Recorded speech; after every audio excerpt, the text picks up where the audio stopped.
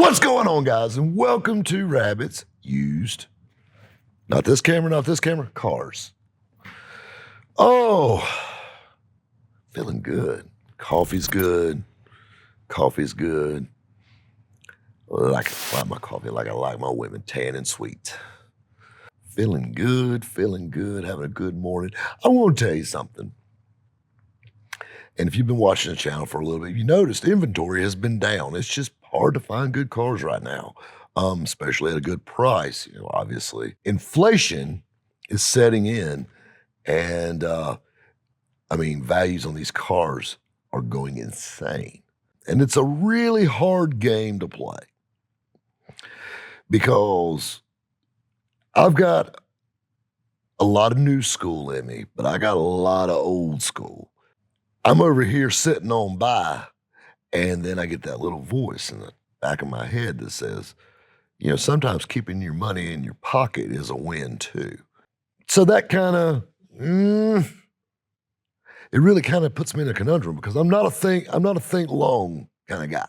I'm like that guy, but you got to make the right moves. You got to understand business is like a game of chess. There's numerous strategies to get where you want to be. You just got to figure out the best one for you and where you're comfortable. So I haven't been buying a lot of cars lately. I'll be honest with you. I'm not really big into overpaying, just things like that. I'll be honest with you. There's really not a whole lot that really blew my skirt up. Just the beauty of my job and the beauty of this and at the point I am in my life is I don't have to sell things I don't want to. If I don't like it, I'm probably not going to buy it. And luckily, I like a lot of things, so I do keep pretty good variety going through. But on the same token, I'm not going to buy something just hoping to make a buck off of it, because I'll be honest with you, if I can't see myself in it, I can't be enthusiastic to sell this vehicle, really and truthfully. And, back when I was doing retail sales and things like that, no, did I ever see myself driving a Caravan? No, I didn't. I was selling to eat. Now I sell because it's fun.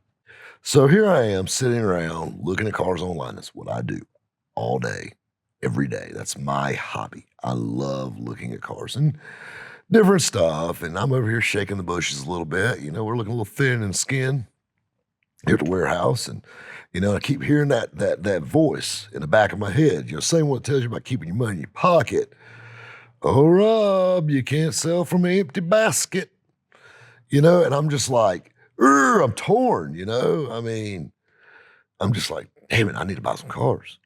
And I don't know what got into me, but I dropped a little under $150,000 in about 3 hours and just playing online, like literally to the point where the bank is calling me, realizing like, you realize what things are hitting and like, is everything all right? And I'm like, yeah, I just got bored. And this is one part of the 150. I want to talk about this, and we'll see the other ones coming in. We got some awesome square bodies, got some nice OBSs. We'll get to that later. This, on the other hand, 1932 Ford 3-window coupe, probably the quintessential hot rod. And at the end of the day, if you look up, if you Google the word hot rod, it's going to pull a picture of a 32 Ford up. And the 32 Ford's special for so many reasons. Not to give you too much of a history lesson, but we actually talked about this on the radio. And I had a 32 Ford Roadster, the one I built that was a SEMA. I loved that car. The only problem with that car is when I built that car, I also weighed 100 pounds more than I do now. So I didn't fit in it good. Something I used to tell to people all the time, and I still do, is especially buying like your first car, your first collector car, they're all pretty, like dress shoes. But you got to find that pair you can wear all day long. And there's certain cars that just fit people better. To be honest with you, I'll tell you a car that a lot of people love that I don't. And I don't feel comfortable in it. I've never owned one that I was like, man, this one's all right. I've had nice ones. First gen Camaros. I just don't fit in them. And I've had slews of those damn things. And they sell great, and they're extremely popular, and they're good cars. But I'm not comfortable in them. Where I had my little 65 Malibu SS that I absolutely loved because that car fit me.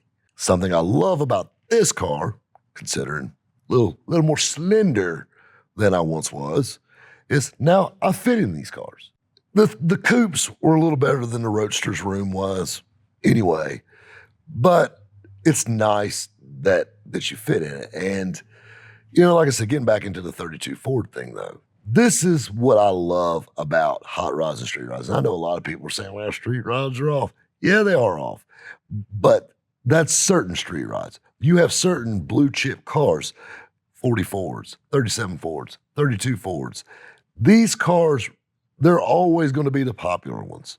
They are a staple in hot rodding, staple in the car community, period. And there's several reasons why. You got to think about it. This was the first year for a V8 in a Ford.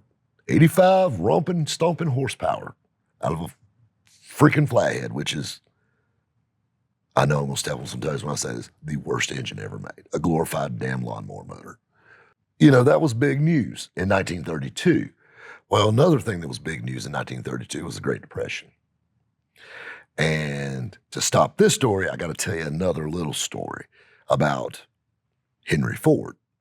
Henry Ford was a genius in so many ways, and he was a really good businessman. Now, let me stop there and tell you what I really think. That's what Google says. He was batshit crazy.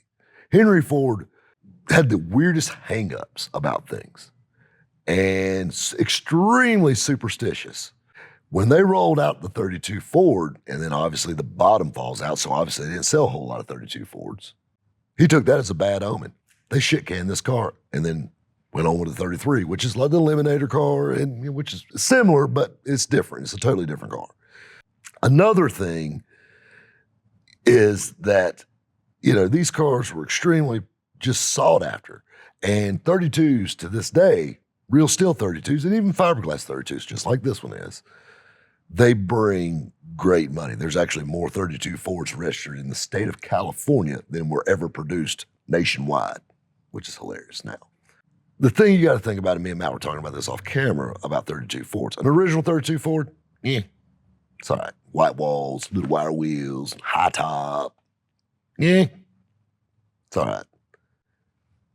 32 Ford GM crate motor, 454 cubic inches of big block Chevy, vintage air, overdrive transmission, 4-wheel disc brakes, TCI chassis, 4-inch chop, salt flat staggered all the way around. Glove leather tobacco interior. And the car is actually not black. And I know on camera, and I know some of the pictures, it looks black. The car is actually a really dark navy blue. So I love that rich combination. I mean, this thing is dark as my ex's aura. And I love it. I'll be honest with you, I owned it for 30 minutes before I realized it was blue. The car is just timeless. And that's something that I preach to people about collector cars and buying that car for you. Timeless. Big block Chevrolets are never going to go out of style. 32 Fords are surely never going to go out of style. This look, there's no cheesy flames, no bright colors, no tweed, no anything. I mean, you can change wheels in this car and totally change the look of it. But the thing is, 10 years from now, this will still be one of the baddest hot rods around. That's what I love about a well-built car. It's not some billet show queen. This is just a badass, quintessential hot rod, no matter where you take it. Whether you take it to your local cruise in, Cafe and Octane, or you're in California, this thing's still going to turn heads and break necks all day long because it's got eyeball all over it. And that's the key, especially guys that are building these cars. That's how you get your long-term value. You build timeless. You don't build fads. You build on timeless. And that's a really big thing, and I've preached that a lot. I want to tell you something, and this is something that I will not say very often, so you better write this shit down. I'm feeling a little sick. We're probably going to keep this one off the roster for a little bit, because I got a feeling it's going to be my spring-summer hot date car. Anyway, speaking of hot dates, I got shit to do. Guys, we'll catch you next time at Rabbit's Used Cars.